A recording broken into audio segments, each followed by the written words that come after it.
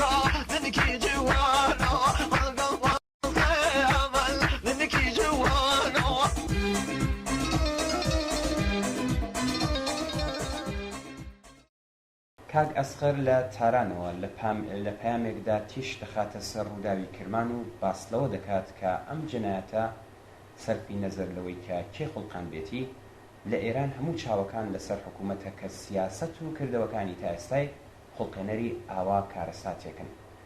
لە ماوەی 4 دەی ڕابردوودا کۆمەڵگای ئێران چەندین جار شاهدی کردەوەی خوێناوی دامەزراوە ئەمنیەکان بۆ چەسپاندنی بناغەکانی کۆماری ئیسلامی بووە.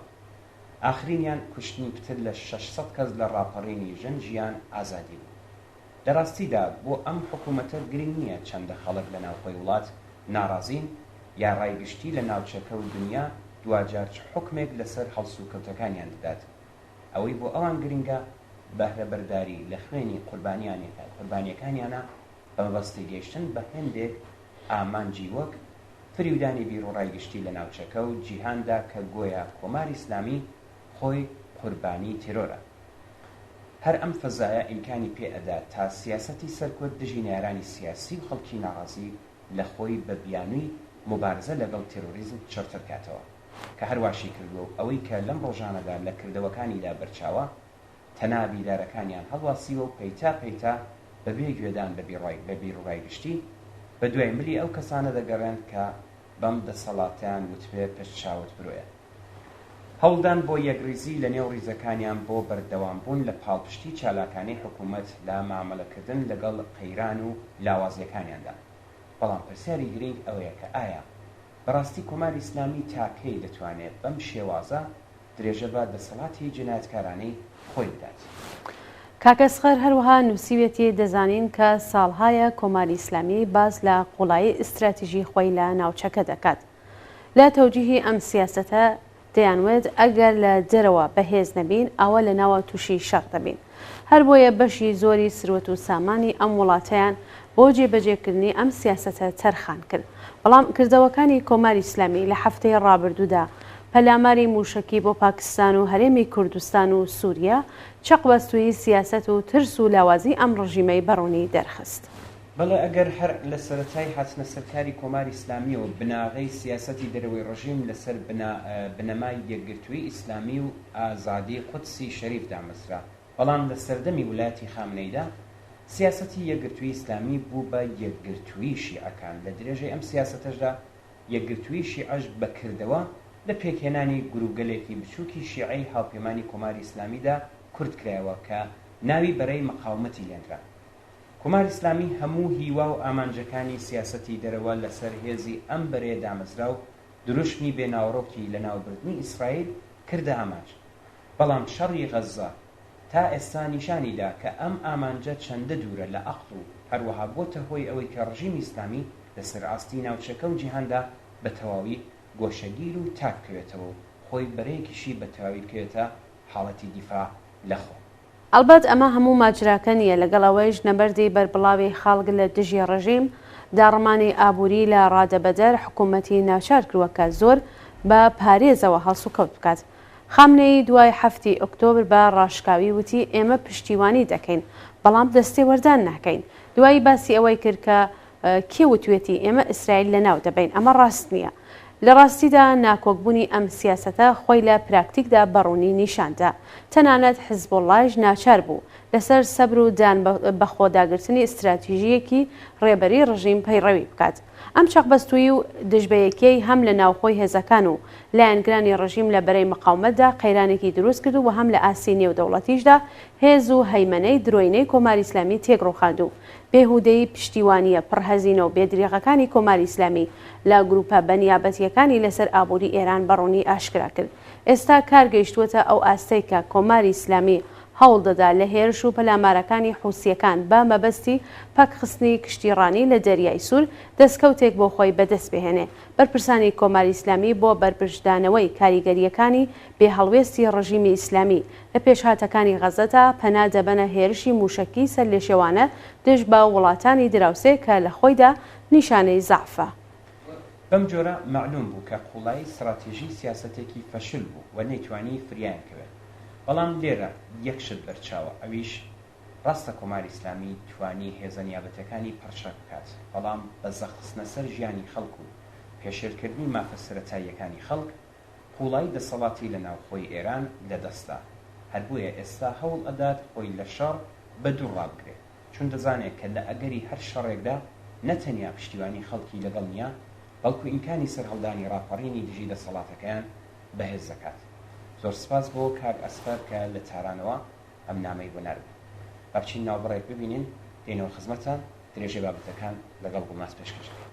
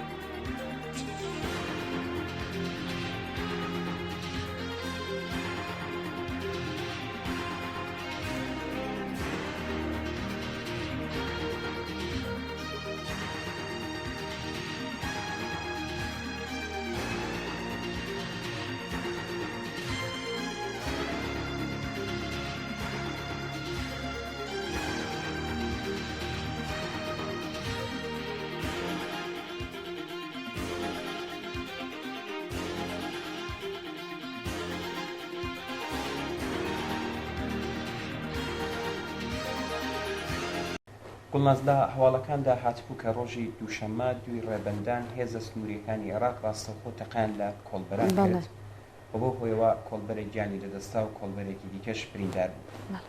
بەپێی راپۆرتی کۆڵبەر نیوز هێزەکانی هەرسی حدودی عێراق ڕاستەوخۆ کۆمەڵێک کۆڵبەریان لە ناوچەی تەلبیری شوشمەی عێراق داوەتە بەردەست ڕێژی گولە و لە ئەنجامی و هێرشەدا کۆڵبەرێک بە ناوی هوشیار مەحموودی گیانی لەدەستا و کۆڵبەرێکی دیکەش بریندار کرا.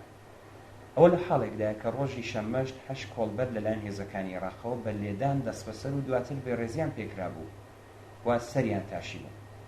ئێمە لە ڕێگەی ئەم بەرنامەوە جارێکی تر ئەم کارە نامرۆڤانەیە بە توندی مەحکوم دەکەین و خوازیاری بە دوواداچوون دەکەین و پێمان وایە کەسانێک کە ئەم جنایەتە و ئەم بێڕێزیان بەم خەڵکە شەریف و زەحمەتکێشە کردووە دەبێت سزا بن. بەڵێ بەداخەوە ئەمیر ئەم کارە ساتە دەنگدانەوەی زۆری بوو و زۆر ناوەند و چالاکوانی سیاسی و مەدەنی و هەروەها زۆرێک لە خەڵکی هەرێمی کوردستان هاتنە دەنگ و چەقا لە کۆڵبەران و بێڕێزیکردن بەم زەحمەتکێشانەیان شەرمەزار کرد. لە ڕاستیدا ئەمە هەمان کارە کە کۆماری ئیسلامی ساڵهەیە دژ بە خەڵکی هەژاری ناوچە سنووریەکان ئەنجامی ئەدات. ئەو فەرماندە نێوانەی هێزی پاسەوانی سنوور کە دوا بە دوای ڕێکەوتنی نێوان کۆماری ئیسلامی و دەوڵەتی عێراق لە سنوورەکانی کوردستان جێگیر بوون کەسانێکن کە لە قوتابخانەی سوپای پاساران مەشق و ڕاهێنانیان پێکراوە و ڕق و کینەیەکی قوڵیان بەرامبەر بە خەڵکی کوردستان لە هەردوو دێوی سنوورەکە لە دڵدایە.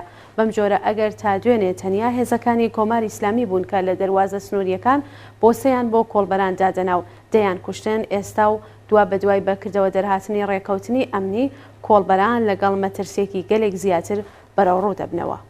بەڵێ ئەوەی کە بەناوی کۆڵبەری لە سنوورەکان دەناسرێت لە ڕاستیدا نەک هەر ناکرێت وە کار ناو ببرێت، بەڵکو جۆرێکە لە پێش فرۆشکردنی ژیان و تەندروستی جەستەیی خەڵکی زەحمەتکێشی کوردستان لە بەرامبەر پاروەنانێکدا.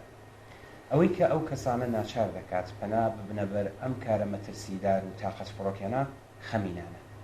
کۆڵبەری لە سنوورەکان ئاکامی پەرەسەندنی بێکاری هەرچی زیاتری لاوان و خەڵکی هەژاری ناوچە کوردنشینەکانە.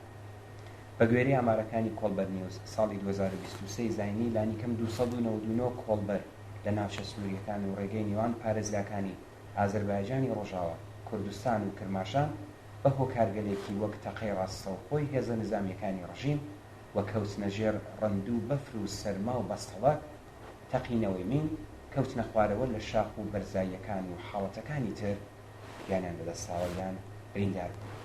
ڕژیمی کۆماری ئیسلامی بۆ پاساوکردنی جنایەتەکانی خۆی بەرامبەر بە کۆڵبەرانی زەحمەتکێشی ناوچە سنووریەکان وەکو قاچاقچی و تاوانبار ناویان دەبات. هەر بۆیە هەر ڕۆژە و ژمارەیەک لەو زەحمەتکێشانە بێدفاعانە دەکەونە بۆسەی کۆمەڵێک چەکدار و بەکرێگیراوی سوپای پاسداران و هێزە ئینتیزامیەکان وەکو دوژمن لە مەیدانەکانی شەڕدا هەڵس و کەوتیان لەگەڵ دەکرێت. کۆماری ئیسلامی لە هەلومەرجێکدا ئەم کۆڵبەرە زەحمەتکێشانە بە تاوانبان و تێکدەرانی نەزمی ئابووری دەناسێت کە هەمووان دەزانن کۆڵبەری کارێکی نائاساییە و تەنیا لە ڕووی ناچاری و بۆ دابینکردنی بژێوی ڕۆژانە پەنای بۆ دەبرێت. کۆڵبەران لە هەلومەرجێکدا ڕێگای مەرگ و ڕێگای پڕمەترسی سەرسنووریان لە پێناو دابینکردنی هەزینەی سەرسوورهێنەری لانیکەمی ژیاندا گرتووەتە بەر کە لەژێر دەسەڵاتی ئەم ڕژیمە جنایەتکارانەدا هیچ ڕێگایەکی دیکەیان بۆ دەستەبەرکردنی بژێوی ژیانیان بۆ نەماوەتەوە. سەرڕای تەواوی ئەو مەترسیانە بەڵام کۆڵبەران و کاسبکارانی سەرسنوور بەهۆی دۆخی دژواری ئابووری و پێویستی دابینکردنی بژێوی ژیانی خۆیان و بنەماڵەکانیان دیسانیش گیانیان لە پێناو ناندا دەخەنە مەترسیەوە. ئەو هەلومەرجە سەخت و دژوارەی کە ڕژیم بەسەر خەڵکی زەحمەتکێشی کوردستانیدا سەپاندووە تەنیا بەشێکە لە دەرەنجامەکانی سیاسەتی شۆڤینیستی کۆماری ئیسلامی لە دواکەوت و ڕاگرتنی ئابووری کوردستان.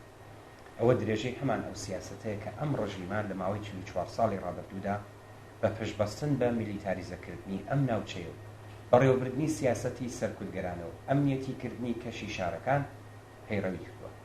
هەر ئەم سیاسەتە و پێداگری ڕژیمی کۆماری ئیسلامی لەسەری زەمینەی بەردەوامبوونی بزوتنەوەی شۆڕشگێڕانەی کوردستانی فراهم کردووە. بێکاری بەربڵاو لە کوردستان بۆتە هۆی ئەوەی کە ڕۆژانە ژمارەی ئەو کەسانەی کە لە ڕووی ناچاریەوە لە ئەم بەناو کارە دەکەن زیاد بکات. پێشگرتن لە کوشتاری هەرڕۆژەی کۆڵبەران و کاسبکاران و هەروەها دابینکردنی هەلیکاری گونجاو بۆیان بە جۆرێک کە چیتر ناچار نەبن پەنا ببنە بەر ئەو کارە سەخت و مەترسیدارە داخوازیەکی لانیکەمی و ئینسانیە. خواستێکی لەم چەشنە تەنیا بە بەردەوامبوونی خەباتێکی شێرگیر و یەکگرتوانەی کۆمەڵانی خەڵکی کوردستان و بەشەکانی دیکەی ئێران دژ بە ڕژیمی کۆماری ئیسلامی دەستەبەر بێت.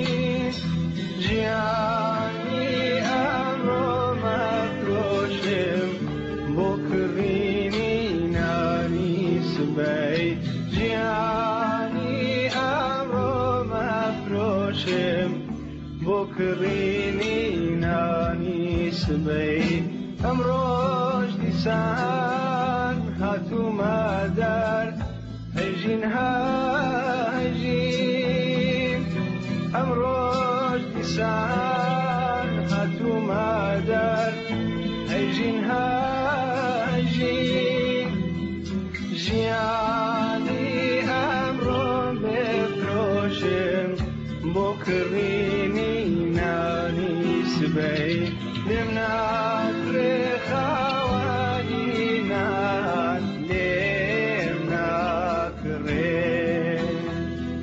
لێم ناکرێ خاوەنی نان لێم ناکرێ هەنایەکێم پەنگاوەتە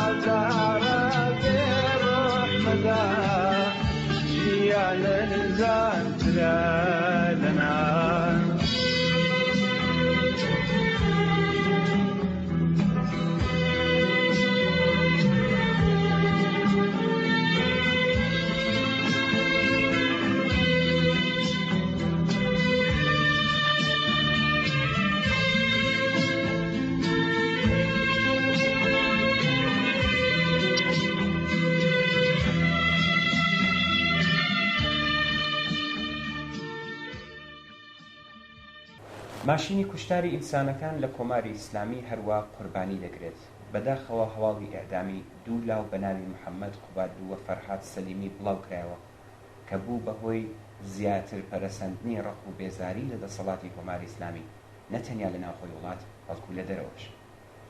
زۆر ناوەند و لایەن ئەم جنایەتیان بە توندی مەحکوم کرد. 61 زیندانی سیاسی لە بەندی ژنانی زیندانی ئەوێی ڕایانگەیاندووە بە ئێعتراز بەم جنایەتە لە ڕۆژی پێنجشەممە 5 ڕێبەندان لە خواردن مان دەکرێت.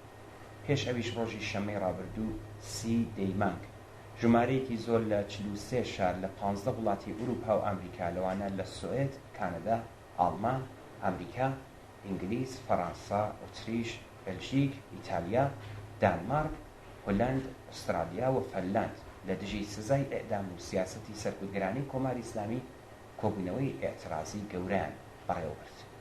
بەڵام ماشینی کوشتنی ئینسانەکان وەستانی بۆ نییە، چون ئەم دەسەڵاتە تەنیا بە جەنایەت و سەرکوتکردن خۆی ڕاگرتووە. ئەگەر ئەم ماشینە بوەستێ ئاسەوارێک لە کۆماری ئیسلامی نامێنێ. باوەش بڵێم دوا لە خەڵک ئەکات، داواش لە خەڵک ئەکات کە بچن بۆ دەنگدان تەنیا بۆ ئەوەی مەشروعیەت بۆ ئەم جنایەتانە دەستەبەر بکات. نازانم بۆ ماستۆ چەندە موافقی من پێم وایە ئەگەر کەسێک بچێتە پای سندوقی دەنگدان ڕێگادات بەمانەوەی دەسەڵاتێک کە پتر و زۆرتر جنایەت. بەڵێ منیش موافقی و قسەی تۆم ئەمیر دیارە ئەوان شانۆگەری خۆیان بەڕێوە دەبن، بەڵام دەبێت دروشمی بایکۆد وا بەهێز بێ کە جارێکی تر بنەماکانی دەسەڵاتی جنایەت و سەرکۆت بێنێتە لەرزین، خۆیان هەستی پێ بکەن و هەموو کەسێک هەستی پێ بکات. لە ڕاستیدا ئەمە ئەزمونێکی ترە لە درێژەی شۆڕشی ژینا کە دەبێ نامۆبوونی کۆماری ئیسلامی لەگەڵ ویست و خاستی خەڵکی ئێران بە بایکوتی ئەم بەناو هەڵبژاردنە جارێکی تر بخاتەڕەوە. بەڵام با بچینە سەر باسەکەمان هەر لە پەیوەندی لەگەڵ جنایەتەکانی کۆماری ئیسلامی. کۆمەڵی نووسەرانی ئێران لە بەیاننامەیەکدا خوازیاری هەڵوەشاندنەوەی حکمی لە سێدارەدانی ئەو کەسانە بوون کە ئێستا لەژێر هەڕەشەی ئێعدامدان، هەروەها خوازیاری ئازادکردنی ئەو هەموو کەسانە بوون کە بەهۆی چالاکی سیاسی یان سنفی و مەدەنی و یان دەربڕینی بۆچوون و بیرروباوڕەکانیان زیندانی کراون.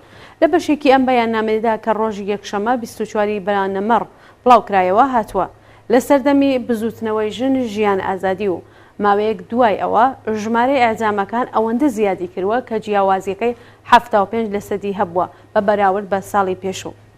بۆ پەردەپۆشکردنی ئامانجە سەرەکی ئەم سەرکوتگەریە ئامێری پڕۆپاگەندەی حکوومەت هەمیشە وای نیشانداوە کە لە سێدارەدان جۆرێک لە سزادانی تاوانباران و گۆیە جێبەجێکردنی دادپەروەریە، بەڵام سەرڕای ئەم هەوڵە گوتاری ئیعدام وەکو کوشتنی حکوومەتی بووەتە بەشێک لە بیرروڕای گشتی.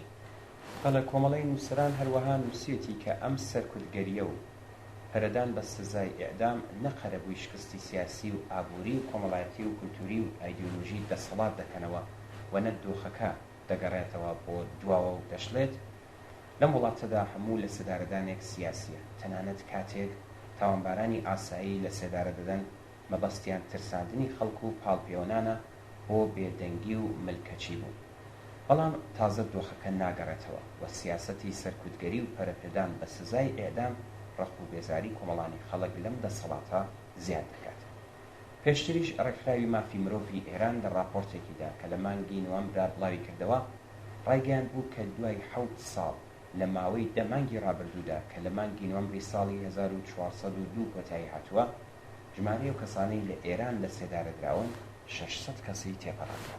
ڕوون و ئاشکرایە کە پەرەسەندنی گوشارەکان و گرسنەبەری ڕێوشوێنی سەرکوتگەرانە نەک لە هێز و دەسەڵاتی ڕژیم بەڵکو لە ڕووی جاماوی و ترس لە گەشەکردن و پەرەسەندنی خۆپیشاندان و نەڕزایەتیە جەماوەریەکانەوە سەرچاوە دەگرێت.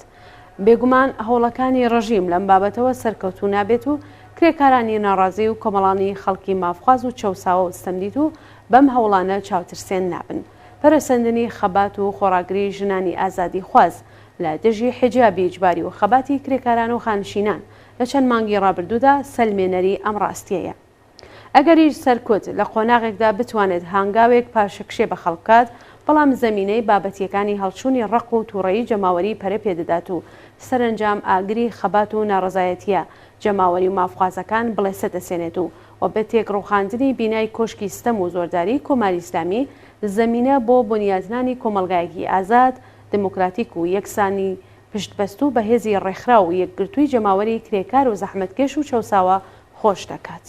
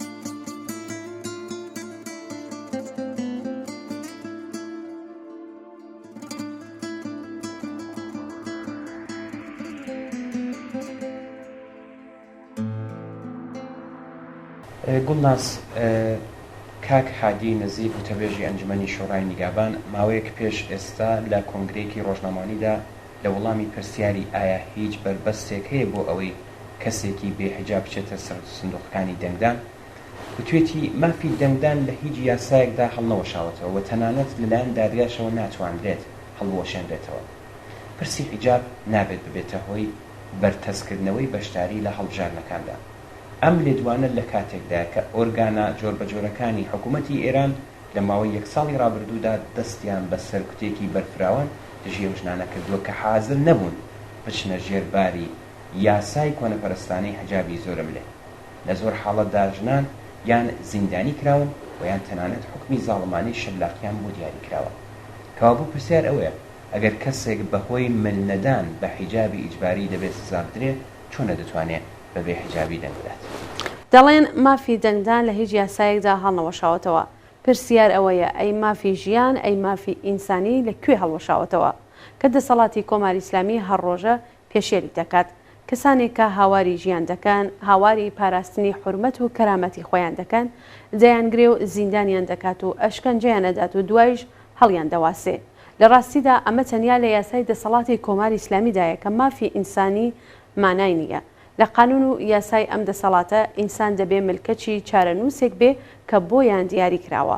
بەڵام ئێستا کە دەزانن بە ساتی گاڵتەجاڕی هەڵبژاردنیان ڕەونەقینیە و خەڵک حازر نین مل بە چارەنووسی دیاری کراو بدەن، کەوتونەتە بیری حەق و ناحەق بۆ ئەوەی بتوانن نمایشی پێوە بدەن.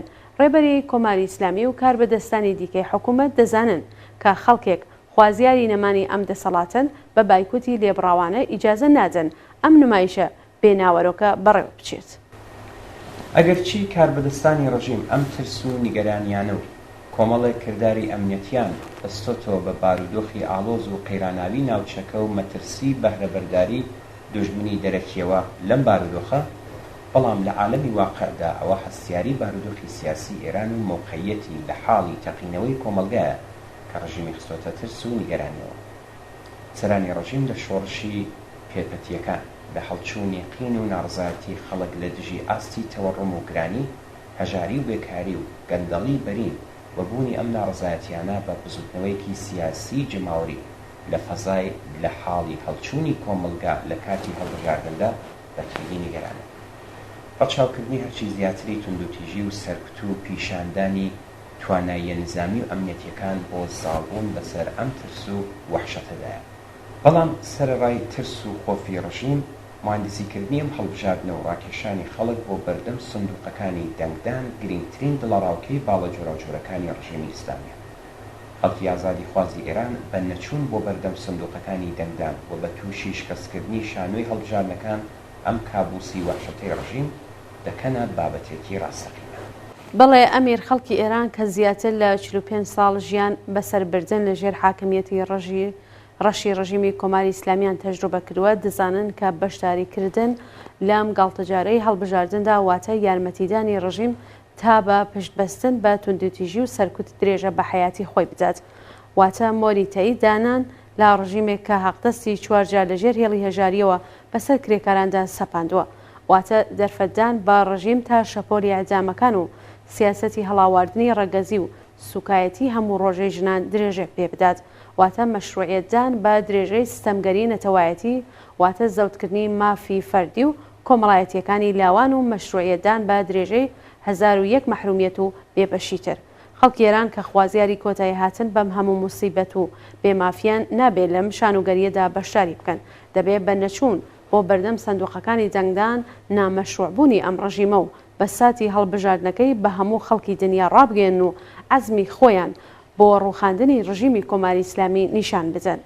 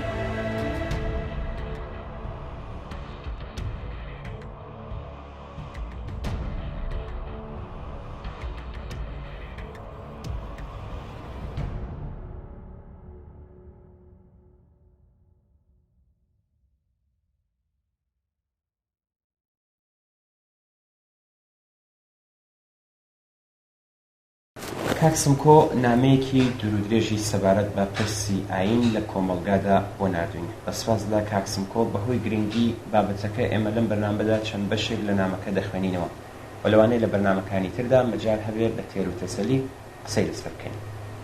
کاکسمکۆ نامەکەی بە چەند پرسیار دەست پێ دەکات و نووسیوێتی لە دنیای ئەمڕۆدا جارێکی تر پەیوەندی ئینسان لەگەڵ ئاین سەری هەڵێناوەتەوە. ئایا بەڕاستی ئینسان پێویستی بە ئاین هەیە؟ ژیان بە دوور لە ئاین چۆن دەبێت؟ باوەڕی ئاینی چۆن پێکدێ و ڕۆڵی لە نێو کۆمەڵگادا چییە؟ ئەو کۆمەڵگایانە کە سەکۆلارن تا چ ڕادەیەک توانیویانە بەر بە ڕۆڵی ئاین بگرن؟ ئایا ئینسان مەحکومە بەوەی کە دەبێ هەڵگری ئاینێک بێ؟ ئەمانە و گەلێک پرسیاری تر هەن کە دیسانەوە سەریان هەڵێناوە و پێویستە جارێکی تر وەڵامیان بدرێتەوە. کاکسمکۆ دەڵێ ئاین دەستکردی ئینسانە لە بەرابەر بە پرسی چۆنیەتی ژیان لە ڕەوتی مێژوودا هاتوۆتە ئاراوە تا وەڵامێک بێ بە زۆر پرسیار کە ئەو کات ئینسان نەیدەتوانی جوابێکی بۆ ببینێتەوە. دەتوانین بڵێن ئاین بۆ ئەوە دروست بووە کە وەڵامێک بێت بۆ نەزانی. بۆ ئەو دروستکراوە کە بارگرانی زۆر پرسیار کە لەسەر شانی ئینسان قورسایی دەکرد سوب بکات و بیخاتە ژێر ئیرادەی خۆیەوە. ئارام بەخشێک بوو کە ڕەگ و ڕیشەی لە کۆمەڵگادا داکوتە. دوایی دامەزراوەی کرا بە ڕادەیە کە ئێستا زۆر سەختە لە کۆمەڵگا جیاکرێتەوە بۆتە بەشێک لە کولتوری کۆمەڵگا. لە بەشێکی تری ئەم نامەیەدا هاتووە لە ڕەوتی مێژوودا ئاین لە باوەڕی تاکە کەسی تێپەڕیوە و بووە بە ڕەوتێکی پیرۆز لە کۆمەڵگا، یان ڕەنگە پیرۆز بکرێت بە جۆرێک ناوی خۆدا لە تەنیژ وڵات و ئیمپراتور و پاشا دادنرێت. بووە بە یاریدەدەری دەسەڵاتیش بۆ ئەوەی بتوانێت حکومڕانی خۆی بە ئاسانترین شێواز بکات و خەڵک بە کەڵگوەرگرتن لە ئاین گوێڕایی و چاوەڕوانی ئاخرەت ڕابگرێ بە باشی ئاینی بەهێز کرد. هەر بۆیە بە نسبەت هەر گۆڕانکاریەک لەلایەن دەسەڵاتەوە نوێکرایەوە و تەنانەت جلوبەرگی ڕۆژیشی لەبەرکرا تا ببێتە هاوچەرخ. دەبێ ئەم ڕاستیە بسەلمێنین. لەو شوێنانەی حکمت و بیرکردنەوە و گەڕان بە دوای پرسیاری گرنگ جێگای نەبێ ئاین حکومڕانی دەکات، چون جوابێکە بۆ بێجوابی. بەڵام لەو شوێنەی حکمت و ئەقڵ و منتیق زاڵ بێت، پرسیار هەبێ و هەوڵدان بۆ وەڵام بە پرسیار هەبێ، بناغی ئاین لاواز دەبێت و دەڕوخێت. لە بەشێکی تری نامەکەدا هاتووە ئاینەکان جیاوازن، هەندێکیان هەوڵ دەدەن لە جەنجاڵی سیاسەتدا ببڕدرێن. ئەوان مەبەستیان نییە بەشداری لە سیاسەتدا بکەن، ئەوان شەرخواز نین. زۆربیان ڕۆڵی ڕزگاربوون دەگێڕن بۆ کەسێک کە تەنیا و بێدەسەڵاتە. بەڵام هەندێکیان وەک ئاینە ئیبراهیمیەکان هەوڵ دەدەن دەسەڵاتی خۆیان بەسەر جیهاندا بەکاربێنن و لەسەر ئەم بنەمایە لە چوارچێوەی سادەی ئاین تێدەپەڕن. ئەوان دەیانەوێت بەسەر بەرامبەردا سەرکەون کە دوژمنە وەلەی باڵاتر بن. دەسوەردان لە ژیان و پرۆسەی کۆمەڵایەتی مرۆڤەکان دەکەن وە کاریگەریان لەسەر دروست دەبێت. ئەوان جیهانیان دەوێت وەک ئەوەی لە کتێبە پیرۆزەکاندا ئاماژەی پێکراوە و پێغەمبەرەکانیان بەڵێنیان پێدراوە. لەم پرۆسەیەدا هەوڵ دەدەن جلوبەرگی هاوچەرخ لەبەر ئاین بکەن، بەڵام لەگەڵ ناکۆکی جدی ڕوبەڕوو دەبنەوە. چونکە لەگەڵ پێشکەوتنی زانست و تەکنۆلۆژیا کاریگەری ئاین لە کۆمەلگادا کەم دەبێتەوە. کۆمەلگای هوشیار ئاین دەخاتە لایەک و هوشیاری زانست جێگەی ئاین دەگرێتەوە. بەم جۆرە زانست لە دەسەڵات جێگەی ئاین دەگرێتەوە و ئاوین ڕۆژ لەگەڵ ڕۆژ زۆرتر ناتەبایی خۆی لەگەڵ کۆمەلگا و ئەو پرسیارانە کە لە پێشکەوتنی کۆمەلگا دێنە ئاراوە خۆی دەردەخات. لەم ساڵانەی دوایدا دەبینرێت کە ئاین ئامادەگیەکی فراوانتری لە جیهاندا هەیە، ئەگەرچی لە بنەڕەتدا دیسانەوە دەگەڕێتەوە سەر کەڵکی ئاین بۆ دەسەڵات، بەڵام چەند هۆکاریشی لەوانە قەیرانی دەسەڵاتی سیستمی سەرمایەداری یان دەسەڵاتی ئیسلامی لە ئێران تا ڕادێک بووە بەهۆی بەهێزبوونی ئاین.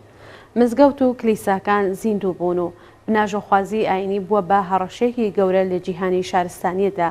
ئەو کێبرکەیە لە بواری فکردا کە شکستی بیرکردنەوەی ئاینی هێنا ئاراوە بۆ بوارێکی دیکە ڕاکێشرا.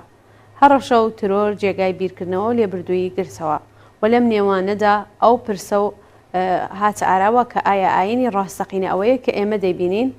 ڕەوایەتی جیاواز لەو بارەوە هاتە ئاراوە، ئەگەرچی ڕەوایەتی جیاوازیش لە ناوخۆی ئایندا لەم بارەوە تێدەکۆژە بە جۆرێک خۆی لە ترۆر و کوشتنی نەیارانی خۆی بگرێ تا سەپاندنی هەژاری و دۆخی نالەباری ژیان دوور ڕابگرێ و خۆی هاوچەرخ نیشان بدات، بەڵام ڕاستیەکان زۆر لەوە بەرینتر بوون کە بتوانێت بەر بە شەپۆلی نامۆبوونی ئاین لەگەڵ ژیانی سەردەم بگرێ. لەگەڵ دەسەڵاتی کۆماری ئیسلامی کە لەسەر سات و سەودای زلهێزەکانی سەرمایە بۆ زاڵبوون بەسەر قەیرانی ناوخۆیاندا هاتە ئاراوە دەرفەت ڕەخسا تا ئاین جارێکی دیکە وردە وردە جێگەی زانست ببێتەوە. ئاین هاتە ناو هەموو دام و دەستگا کۆمەڵایەتیەکانەوە، تەنانەت گەیشتە قوتابخانە و زانکۆکان وا لە کتێبی خوێندندا جێکرایەوە. پیاوەنی ئاینی وەک زانا و پرۆفسۆر و زانا چوونە ناو ناوەندە زانستیەکان و زانکۆکان و لە زاڵبوونی ئاین بەسەر کۆمەلگادا پرۆسەی مۆدێرنیتە بە ئاراستەی پێچەوانەدا ڕۆیشت. ئێلاهیات لەسەر کورسی زانست دانیشتووە لە کاتێکدا کۆمەلگەی ئێران بە تایبەت نەوەی گەنج جۆرێکی تر دەیڕوانیە ژیان و جۆرێکی تر دنیای پێناسە دەکرد بە بۆی قابلی قبول نەبوو چاویلکەی ئاینی لە چاو کات و بەو چاویلکەوە سەیری دنیا بکات.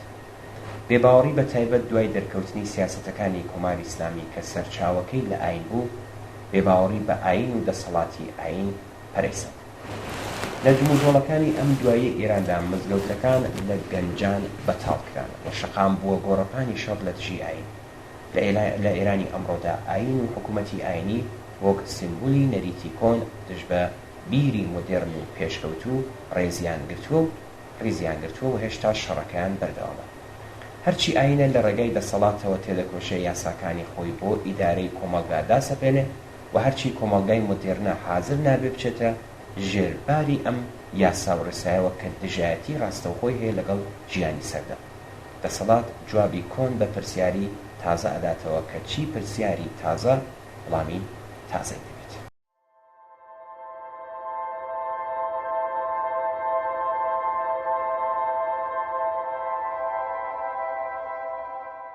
کاکێرش نووسراوێکی هەیە کە پێی وایە لە 7 ئۆکتۆبری ساڵی ڕابردوو واتە لە سەرەتای شەڕی حەماس و ئیسرائیل هەتاوەکو ئەم ساتەوەختە ئێران لە هەر وڵاتێکی تری خۆرهەڵاتی ناوەڕاست زیاتر ترسی لێنیشتووە.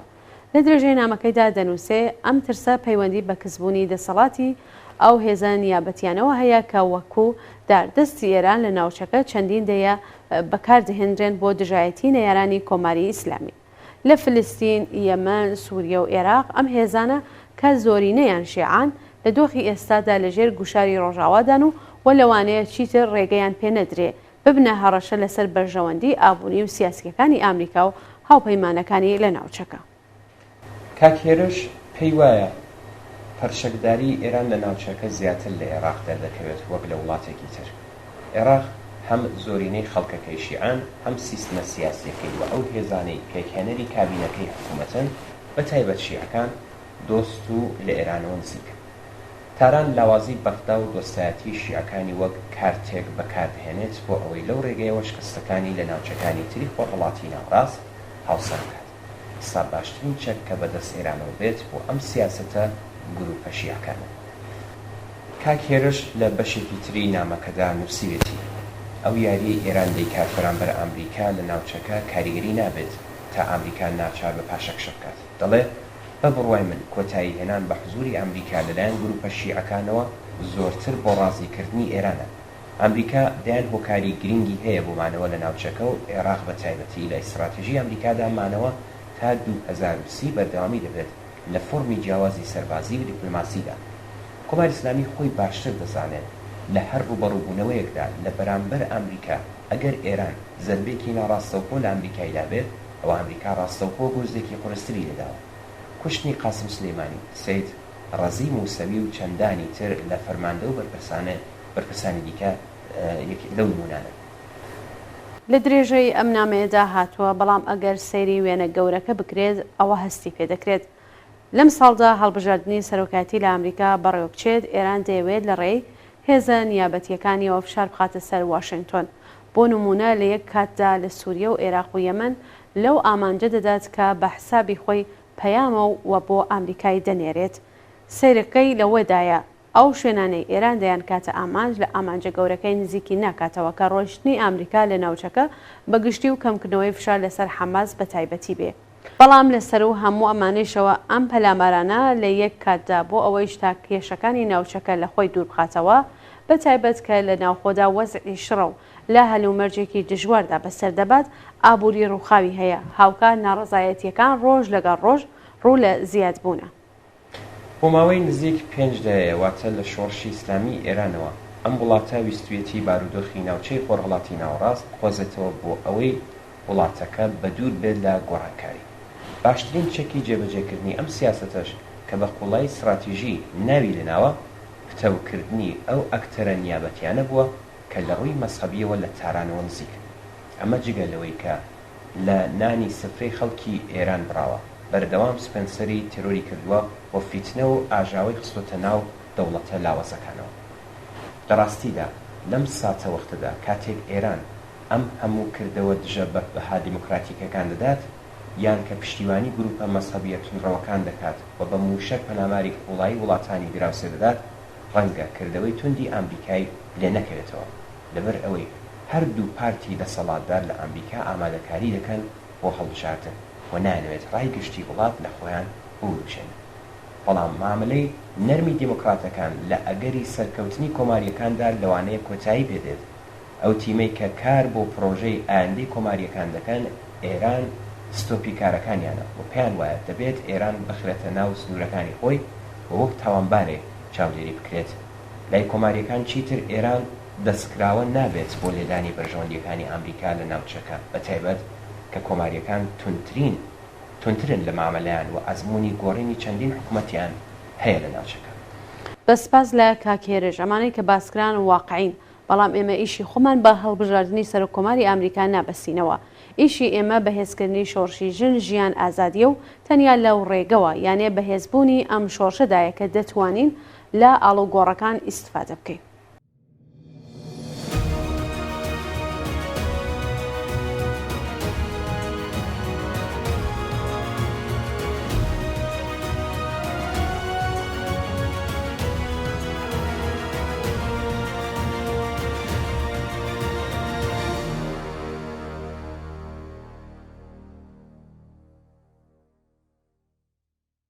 کاک مزەفەر لە شاری سنەوە لە نامەیەکدا نووسیوێتی عەلی خامنەئی کە ڕژیمەکەی بەرەو هەڵدێر و نەمانە بەنیازە نمایشی هەڵبژاردن ئەنجام بدات کە بێگومان ئەمەش حسابێکی هەڵەی کوشەندەترە بۆ چارەنووسی دەسەڵاتی دیکتاتۆری ئاینی لە ئێران، چونکە زەنگی کۆتایی تەمەنی ئەم دەسەڵاتە لەگەڵ ڕاپەڕینی ساڵی 2022 و بە تایبەتی شەرقوازیەکەی ئەم دوای ڕژیمی ئێران لە ڕۆژهەڵاتی ناوەڕاست لێدراوە هەموو شتەکان ئاماژەن بۆ سەرەتای ڕوخاندنی ئەم دەسەڵاتە. کاک مزەفەر لە بەشێکی تری نامەکەیدا نووسیوێتی ڕاپەڕینەکانی چەند ساڵی ڕابردوو لە ئێران هەر کام هەوێنی ڕاپەڕینێکی گەورەتر و جەماوەریتر و ڕادیکاڵتر بوون. لە ڕاپەڕینی مانگی یەکی ساڵی 1396 کە تێدا پرۆژەی کۆنەپەرستی چاکسازی لە ناو دەسەڵاتدا لەبار برا، ڕاپەڕینی مانگی خەزەڵوەری ساڵی 1398 دەستی پێکرد کە تێدا ڕژیم تاسا و خامنەی ناچار بوو هێڵەکانی ئینترنێت لە ئێران ببرێت و زیاتر لە 1500 ئێرانی خڵتانی خوێن بکات.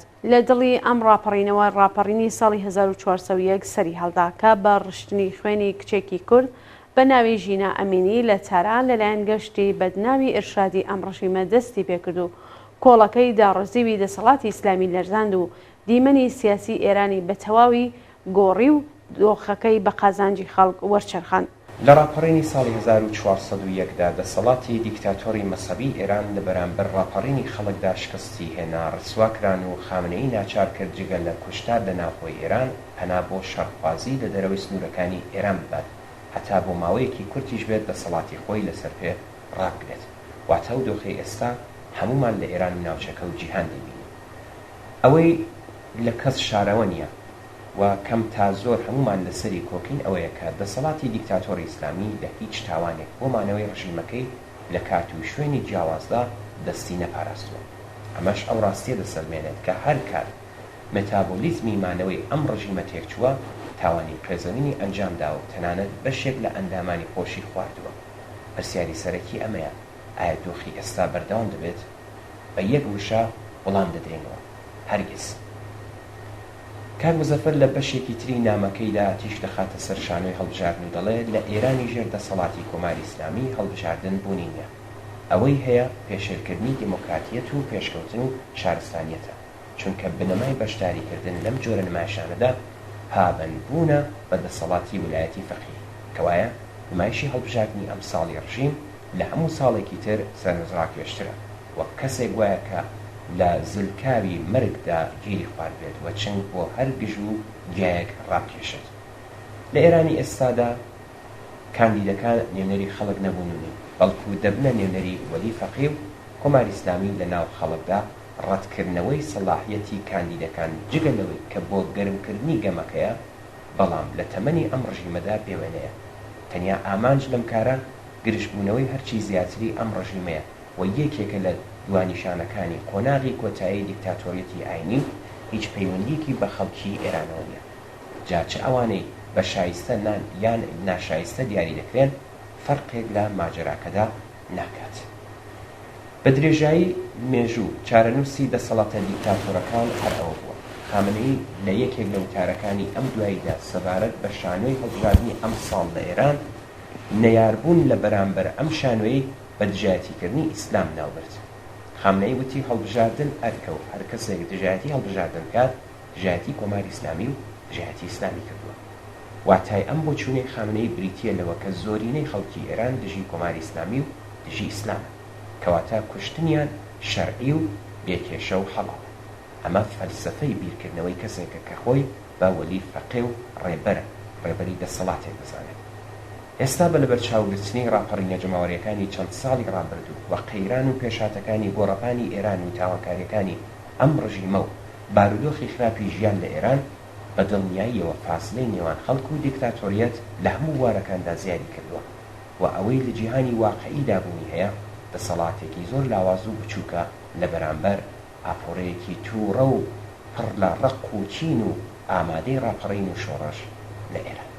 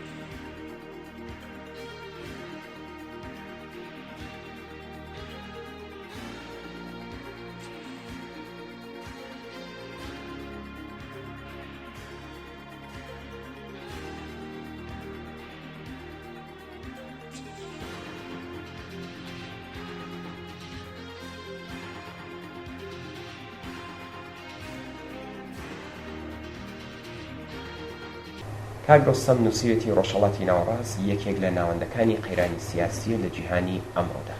ئەم ناوچەیە بۆتە خاڵی بە یەکگەشتنی بەرژەوەندیە دەست بە یەکەکانی هێزە ئیمپریالیستی و دەوڵەتە بورژوازیە ناوچەیەکان. ململانێ بۆ دەستەبەرکردنی هەژمونی و دابینکردنی بەرژەوەندیە ئابووری و سیاسیەکانی ئەم زلهێزانە ڕۆژهەڵاتی ناوەڕاستی خستۆتە ناو شەڕێکەوە کە بە هیچ شێوەیەک پەیوەندی بە بەرژەوەندیەکانی ئەمڕۆ سبەی کۆمەڵانی بەرینی خەڵکەوە نییە. ئەم دەوڵەتانە خواستی خۆیان لە ڕێگای لەشکرکێشی و دەستێوەردانی ڕاستەوخۆ و هەروەها لە ڕێگای شەڕە نیابەتیەکانەوە دەستەبەر دەکەن. کشتوبڕی خەڵکی بێدیفاع لەم ناوچەیە کە هەر ئێستاش بەردەوامە ئەم ڕاستیەمان بۆ دەسەبێت. ناوچە کوردنشینەکانی ڕۆژهەڵاتی ناوەڕاست لە ناوەندی ئەم قەیرانانەدان. خەڵکی کورد لە نێوان چوار دەوڵەتی ناوچەکە لەوانە تورکیا، ئێران و عێراق و سووریەدا دابشکراون. مەسەلەی نەتەوایەتی کورد یەکێک لە مەسەلە چارەسەر نەکراوەکانی ناوچەکەیە. ئەم خەڵکە لە بوونی ستەمی نەتەوایەتی واتە هەڵاواردن لەسەر بنەمای نەتەوایەتی ئازار دەچێژن و هەر بەو هۆیەوە بزوتنەوەی نەهێشتنی ستەمی نەتەوایەتی لە هەموو ئەو وڵاتانە وەکو کاردانەوە بەرامبەر بەو هەڵاواردن و نابەرابەری و بێمافیە لە ئارادایە. دەستێوەردانی دەوڵەتە ناوچەیەکان کە هەر کامە و بە شوێن بەرژەوەندی تایبەتی خۆیانەوەن ئەو ترس و نیگەرانیان کە بە بەردەوامی هەڕەشەیە بۆ سەر بزوتنەوەی دادپەروەرانەی خەڵکی کورد لە بەشە جۆراوجۆرەکانی کوردستان کە دەبێ لە بەرچاو بگیردێت. پێویستە شێلگیرانە سەبارەت بە دەستێوەردانی هێزە دەرەکیەکان و مەترسیەکانی ئەو دەستێوەردانە بەردەوام هۆشداری بدرێتە کۆمەڵانی خەڵک لە هەموو بەشەکانی کوردستان. لە هەمان کاتدا زیان بەخشبوونی سیاسەتی ئەو بەشە لە ئەحزاب و هێزە سیاسیەکان کە لە بەری پشتبەستن بە هێزی ڕاستەوخۆی خەڵک تۆی خۆشباوەڕی و هیوابەستن بە دەستێوەردانی هێزە دەرەکیەکان بڵاو دەکەنەوە و خەڵک لە چاوەڕوانیدا دەهێڵنەوە بەردەوام بە خەڵک ڕوون بکرێتەوە. سپاس لە کاگڕستان بۆ ناردنی ئەم نامەیە.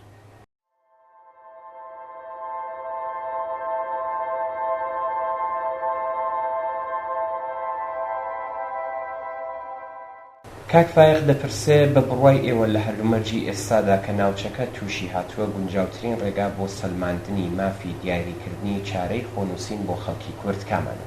سپاس لە کاک فایق. جارێ با چەند بنەما دەستنیشان کرد.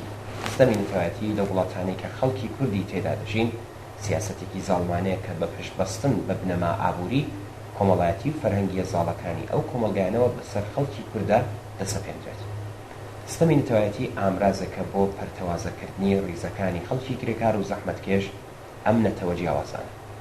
خەبات بەدژی ئەم ستەمگەریە ڕەوایە و ستەمی نەتەوایەتی دەتوانێت و دەبێت لە ڕیشەوە چارەسەر بکرێت. ئەوە دەزانی کە بزوتنەوەی نەهێشتنی ستەمی نەتەوایەتی لە کوردستان کاردانەوەیکی جەماوەریە بەدژی هەڵاواردن، نابەرابەری و بێمافی خەڵکی کورد. هەر بەم هۆیەوە بزوتنەوەی نەهێشتنی ستەمی نەتەوایەتی لە بەشەکانی تری کوردستان بەهۆی ناوەڕۆکەوە دموکراتیک و دادپەروەرانەکەی جێپشتیوانی. کاریگەری ئێمە بەسەر ئەم بزوتنەوەی دەبێت بە ئاراستەی پاراستنی ئەم جێگا و ناوەڕۆکە بێت. لەو ناوچانەی کە خەڵکی کورد و غەیرە کورد لەگەڵ یەکدیدا دەژین کۆمەڵە نەک تەنیا بەدژی هەر جۆرە جیاکاری و هەوڵدان بۆ جیاکاری لە نێوان خەڵکی کورد و غەیرە کورد لێبڕاوانە خەبات دەکات، بەڵکو بە پشتبەستن بە بەرژەوەندیە هاوبەشەکانیان و جەختکردنەوە لەسەر پێناسەی ئینسانیان بۆ پێکێنانی یەکگرتووی و هاوپشتی لە نێوان ئەو نەتەوانەدا هەموو هەوڵێکی خۆی دەخاتەکە. بەهۆی ئاڵوگۆڕی ئابووری و زاڵبوونی سەرمایە بەسەر جیهاندا چینی سەرمایەدار و خەڵکانی دەوڵەمەندی کۆمەلگا هیچ هۆکار و پاڵنەرێکیان بۆ خەبات لە ڕێگای نەهێشتنی ستەمی نەتەوایەتیدا نییە.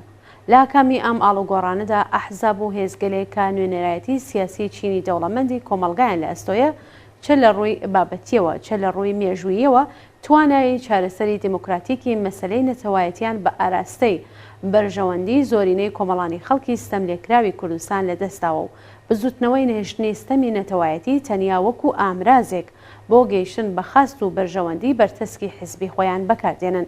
لەگەڵەوەی کە خەڵکی کورد لە هەموو بەشەکانی کوردستان لەژێر ستەمی نەتەوایەتیدان و بۆ ئەم مەبەستە لەگەڵ دەوڵەتانی ناوەند لە خەبات و بربەرەکانێدایەن، بەڵام هەر کامە و بەهۆی هەلومەرجی بابەتیەوە و تایبەتمەندی کۆمەڵایەتی سیاسی جیئۆپۆلیتیک و ڕژیمی سیاسی دەسەڵاتدارەکانەوە ناتوانن خاوەنی یەک ئستراتیژی دیاریکراو بن. بەهۆی هەلومەرجی بابەتیانی هەر کام لە وڵاتەکانی ناوچەکە خەباتی خەڵکی کورد ناتوانێت لە خەباتی سەراسەری ئەم وڵاتانە گیان. مێژووی ڕاستەقینەی ئاڵوگۆڕەکان لە وڵاتەکانی سووریا، عێراق، تورکیە و ئێران نیشان دەدا کە تەنیا لە کاتێکدا دەوڵەتەکانی ناوەند تووشی قەیران بوون ویان بەهۆی هەر هۆکارێک لاواز بووبن بۆ بزوتنەوەکانی خەڵکی کوردیش دەرفەتگەلێک ڕەخساون و تەرازووی هێز لە بەرژەوەندی ئەوان گۆڕاوە. لەمڕۆوە ئێمە هەموو خەڵکی کوردستان بۆ بەشداری کارا و چالاکانە لە خەبات بۆ گۆڕینی دەوڵەتی ناوەندی و هاوپەیمانی لەگەڵ هێزە پێشڕە و پێشکەوتوەکان لەم کۆمەلگایانەدا بانگەواز دەکەین. پێکهێنانی وەها هەلومەرجێک کە کۆمەڵانی خەڵکی کوردستان تێیدا بتوانن ئازادانە و دوور لە هەر چەشنە ترس و گوشارێک ڕیار لەسەر چارەنووسی خۆیان بدەن لە گرێوی دیموکراتیزەکردنی ڕەوشی سیاسی تەواوی ئەم کۆمەلگایەدایە کە ئەمڕۆ خەڵکی کورد تێیدا دەژین. بە ئەنجام گەیشتنی ئەم بابەتە بەبێ خەباتی ئەم بزوتنەوە پێشڕەوە کۆمەڵایەتیانەی کە بە شێوەی دیار و بەرچاو بە ئاراستەی بەداسێنانی داخوازی و ئازادیە دیموکراتیکەکان هەنگاو هەڵدەگرن و لە بوارە جۆراوجۆرەکاندا دەسەڵاتی حاکم دەخاتە ژێر گوشار ممکن نیە. لە ڕەوانگەیەوە پێکهێنانی هاوپەیمانی و هاوهەڵوێستی لەگەڵ ئەم بزوتنەوە پێشڕەوە کۆمەڵایەتیانە لە ئاستی سەراسەریدا یەکێکە لە پێویستیەکانی پێشکەوتن و بەرەو پێشچوونی بزوتنەوەی حەقخوازانەی خەڵکی کورد لە خەبات بۆ لەناوبردنی چەوسانەوەی نەتەوایەتیدا. حکوومەتی دەسەڵاتدار لە وڵاتانەی کە خەڵکی کورد تێدا دەژین بە پێچەوانەی ئەو جیاوازی دژایەتیانەی کە بۆ قازانجی خۆیان بەرامبەر بە یەکتر هەیەنە بۆ قەڵاچۆکردن و شکستچێهێنانی بزوتنەوەی خەڵکی کوردستان لەگەڵ یەکتر هاوکاری یەکدەنگیان هەیە. پیلانگێڕیەکان تا ئەو ئاستە بەردەوام دەبن کە حیزب و هێزە سیاسیەکان دەخەنە گیانی یەکتر و جیاوازی و کەلێنی نێوانیان زیاتر دەکەن.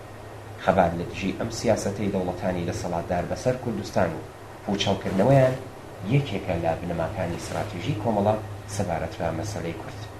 هەروەها کۆمەڵە پارێزەری لێبڕاوی ئازادیە کۆمەڵایەتیەکان، سێکۆلاریزم و جیایی دین لە دەوڵەت، لەناوبردنی چەوساندنەوەی ژنان و بەگشتی ئازادیە دموکراتیکەکان لە ناو بزوتنەوەی شۆڕشگەرانەی خەڵکی کوردستان.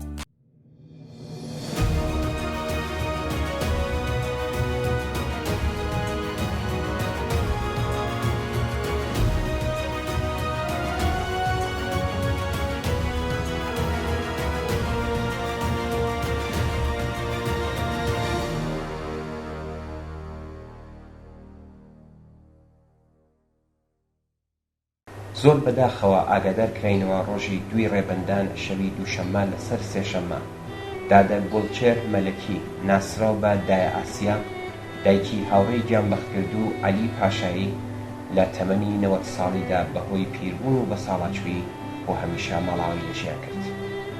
دایە ئاسیە کەسایەتێکی ناسراو و خۆشەویست و جێگەی متمانەی هەموو لایەک بوو.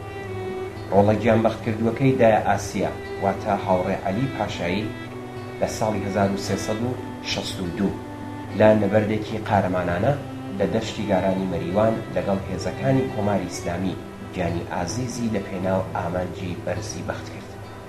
تەرمی هاوڕێ عەلی پاشایی لە ئاوایی ئاڵمانە لە تەنیش بنەماڵەی کاک فواد مستەفا سوڵتانی بە خاکسپێردراوە. دایە ئاسیە تا دوا هەناسەی لەسەر ڕێبازی ڕۆڵە گیانبەختکردووەکەی مایەوە و هیچ کات سەری بۆ ئەم ڕژیمە جەنایەتکارە دانەنوات. جێگەی ئەماژەیە تەرمی ئازیزی دایە گوڵچێهرە مەلەکی ناسراو بە دایە ئاسیا لە نێو خەم و پەژاری ژنان و پیاوانی ئازادی خوازی خەڵکی شاری سەقز لە گۆڕستانی ئایچی بە خاکسپێردرا. ئێمەش بم بوونەوە لە تەلەڤیزیۆنی کۆمەڵەوە لەلایەن هەموو ڕیزەکانی کۆمەڵە و حیزبی کۆمۆنیستی ئیرانەوە پڕبەدڵ سەرخۆشی دەکەین لە بنەماڵەی دایە ئاسیە و هەموو خزم و دۆستانیان و بە تایبەت شاری سەقزی خۆڕاکە. یادی ئازیزی دایە ئاسیە بۆ هەتایە لەناو دڵماندا زیندووە. یادی ئازیزی بەرز و بەڕێز و ڕێگای پیرۆز.